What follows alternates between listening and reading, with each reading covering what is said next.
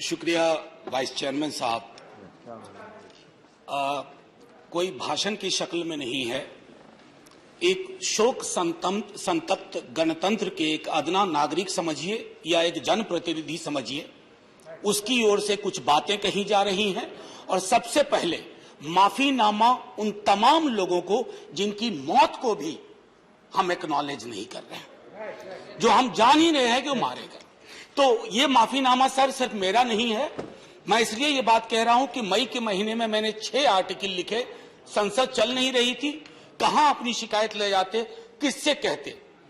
मुझे भाजपा के मित्रों ने, कई साथियों ने कॉल किया, बधाई दी। मैं उनका भी एहतराम करता हूं और कहता हूं कि ये भरोसा इस सदन का है कि हम सबको एक साझा माफीनामा उन लोगों के नाम भेजना चाहिए जिनकी लाशें गंगा में तैर रही थी। किसी ने कह दिया ये, किसी ने कह दिया वो। सर दूसरी चीज, मैंने कल सेक्रेटरी जनरल साहब से बात करने की कोशिश की, बाकी जगह भी। किसी 2 सत्र के बीच में सर 50 लोगों की ऑबिचुअरी आज तक कभी नहीं हुई संसदीय इतिहास में। राजीव सातव की उम्र थी जाने की इस दुनिया से। रघुनाथ महापात्रा जब मिलते थे गले लगाते थे, बोलते थे जय जगन्नाथ। अचानक में वो नहीं है। ये पीड़ा व्यक्तिगत है, आंकड़ा मैं नहीं कहना चाहता हूं, मेरा आंकड़ा, तुम्हारा आंकड़ा।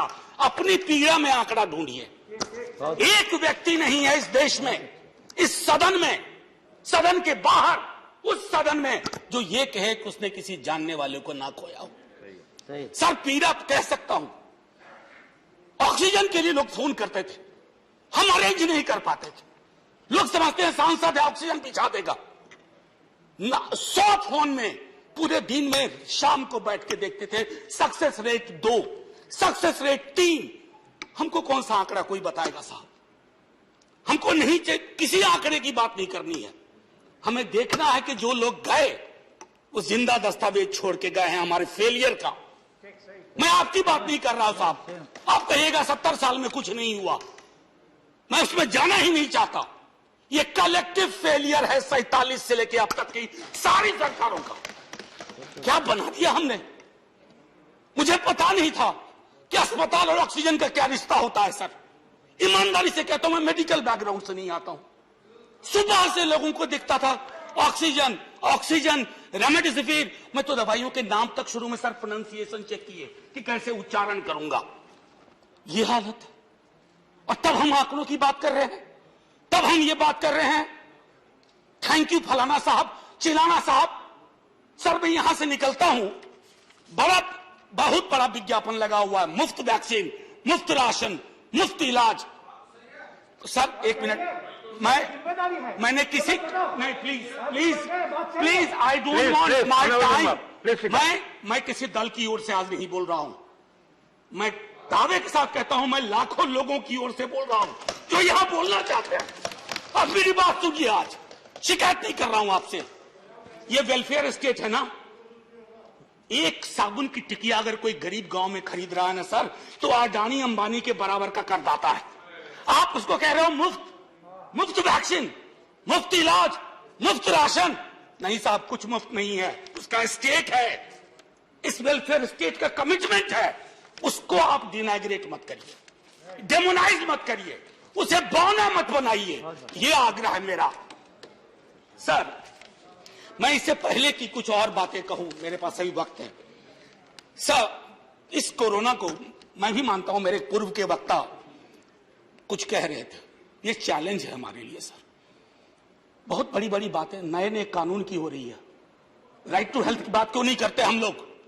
राइट टू हेल्थ, स्वास्थ्य का अधिकार, उसमें कोई किंतु परंतु लेकिन परंतु नहीं।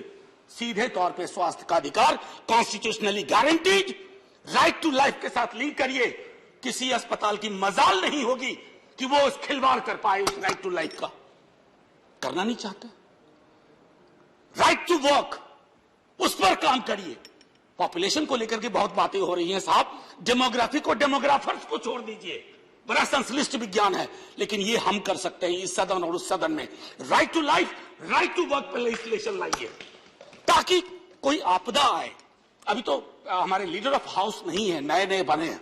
उनसे मैं कहता, जब वो रेल मंत्री थे, हॉस्पिटैलिटी सेक्टर के लोगों को निकाल दिया गया इसी कोरोना काल में। मैंने लगातार आवाज उठाई, कोई सुनने वाला नहीं है सर, कोई नहीं सुन रहा। अगर आप सांसद की नहीं सुन रहे हैं तो जो छोटे अदना संविदा वाले नौकरी से निकाले गए उसकी कौन सुनेगा सर। एक और अद्भुत चीज हुई इसी कोरोना के दौरान, माननीय उपसभापति महोदय, जब हाहाकार मचा हुआ था हॉस्पिटल के लिए, आईसीयू बेड्स के लिए, दवाइयों के लिए, यह हाहाकार जब मचा हुआ था, उस दौर में सर कई चीजें हुई, जिसमें से एक जो महत्वपूर्ण चीज मैं जिसका जिक्र करूंगा, उस हाहाकार में सरकारें, मैं सिर्फ केंद्र को नहीं कह रहा हूं, कई राज्य सरकारें भी नदारत थी। वो 1.5 महीना कैसे बिताया है इस मुल्क ने, हमारे सदन के कोई लोग बड़े मुश्किल से बच के आए, मैं नाम नहीं लूंगा, पूरे देश ने वो वक्त कैसे बिताया है, नाइटमेयर की तरह लगता है सर, डरावना लगता है। एक मेरा स्टूडेंट पढ़ा है, वह 37 साल का, हॉस्पिटल का बेड जब तक मैंने अरेंज किया वो दुनिया छोड़ के जा चुका था। मैं इसलिए बार बार इसको किए, इसलिए ये कह रहा हूं कि इसमें व्यक्तिगत पीड़ा को ढूंढिए, तब हम इसका निदान ढूंढ पाएंगे। मेरी नाव तुम्हारी नाव, मेरा काल तुम्हारा काल, ये तो बहुत कुछ हुआ, इस भौकाल से आपको कुछ हासिल नहीं होगा। सर बस 1 मिनट और लूंगा, जो मैं कहना चाह रहा था। सर एक खत मैंने मृतात्माओं के नाम लिखा था, कुछ कर नहीं पा रहा था, बेबसी में एक खत लिखा, जो लोग इस दुनिया से चले गए, उसमें कुछ मैंने सलाह दी थी सर सरकार से। और ये जो उस बीच में कहा गया कि सरकारें फेल नहीं की, सिस्टम फेल कर गया। अरे साहब, ये सिस्टम कौन क्या है? बचपन से सुनते थे कि सिस्टम के पीछे व्यक्ति होता है, सिस्टम के पीछे एक संरचना होती है। अगर वो सिस्टम फेल किया है, चाहे दिल्ली में या किसी गांव की गलियों में, तो वहां की सरकारें फेल गई। सिस्टम का नाम इसे मत दीजिए, क्योंकि यही वो सिस्टम बनाते हैं। धन्यवाद। और आप बस आखिरी टिप्पणी करने दीजिए। प्रोफेसर, धन्यवाद, आपको ज्यादा टाइम दे चुका हूं मैंने। सर बस 10 सेकंड लूंगा। आज जय हिंद बोलने में भी वो खुलूस नहीं आ रहा है जो आम दिनों में हुआ करता है। मैं सिर्फ इतना आपसे आपके माध्यम से कहना चाहता हूं, मैंने एक शिकायत नहीं की सर, किसी से नहीं। किससे शिकायत करेंगे?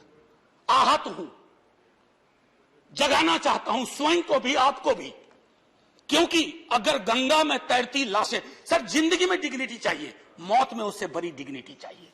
हमने अनडिग्निफाइड डेथ को विटनेस किया है, और अगर हमने इसको दुरुस्त नहीं किया सर, आने वाली सदियां माफ नहीं करेगी। आप बड़े बड़े इश्तहार छपवाओ, अखबारों के 4 पन्ने रंग दो, फलाना थैंक यू सर, इतिहास को थैंक यू कहने का मौका मिलना चाहिए। धन्यवाद। जय हिंद साहब।